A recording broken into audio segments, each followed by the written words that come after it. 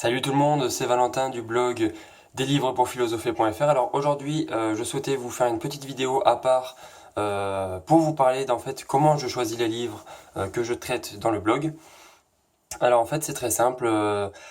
Faut savoir que on me les conseille en fait. Donc j'ai un ami et de la famille qui peuvent me conseiller certains livres. Et c'est vrai que quand on me les conseille, moi je saute pas dessus directement. Je commence à regarder un petit peu les avis à droite à gauche, voir ce qu'il en ressort, par exemple sur Amazon, les avis.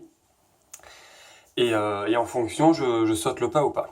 Alors, vous avez pu voir pour le premier livre que je vais présenter, donc Le philosophe qui n'était pas sage de Laurent Gounel.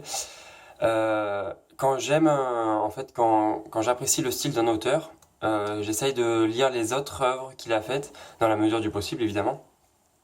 C'est pour ça que pour le cas de Laurent Gounel, je vais traiter de ces autres livres, de ces 3 autres livres il me semble, dans ce blog. Alors désolé par avance à ceux qui aiment pas trop cet auteur, mais vraiment comme je vous ai déjà dit dans la première vidéo, comme j'aime le style, comme j'aime la simplicité et l'accessibilité de ses écrits, c'est vrai que j'aime beaucoup continuer avec. Alors quelque chose d'important aussi, quand on choisit un livre, c'est vraiment très personnel. Alors, ça veut dire que des fois, des avis peuvent être complètement négatifs pour un livre, à moins que tous les avis soient négatifs, et dans ce cas-là, bon, ça m'étonnerait qu'ils gagnent beaucoup d'argent avec, mais il faut pas se fier qu'aux avis. Les avis, pour moi, ça me sert à dégrossir un petit peu la sélection, mais c'est vrai qu'il faut quand même penser à zioter, à lire quelques pages, voir si déjà le style vous intéresse, si c'est compréhensible, si ça vous parle.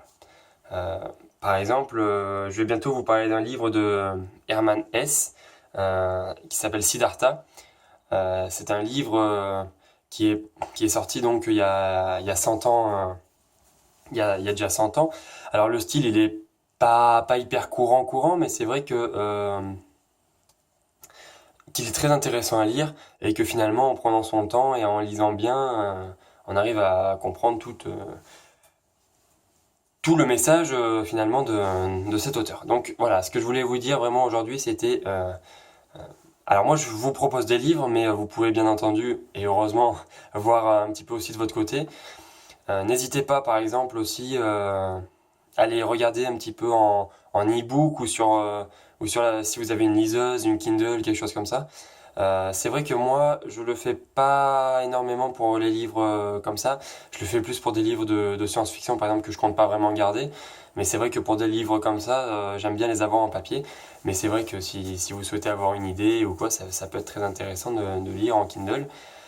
Alors je sais pas, peut-être que je changerai en fonction du nombre de livres que j'arrive à faire pour ce blog, voilà. Et puis surtout n'hésitez pas, si vous avez des idées un petit peu d'amélioration de vidéos du blog ou si vous avez des livres que vous souhaiteriez que je parle, ça serait avec grand plaisir que je les découvrirai. Je vous laisse et je vous dis à la prochaine et si vous avez aimé, n'hésitez pas à mettre un j'aime juste en dessous de la vidéo et à la partager. Et on se retrouvera très vite sur le blog deslivrespourphilosopher.fr. À bientôt, ciao.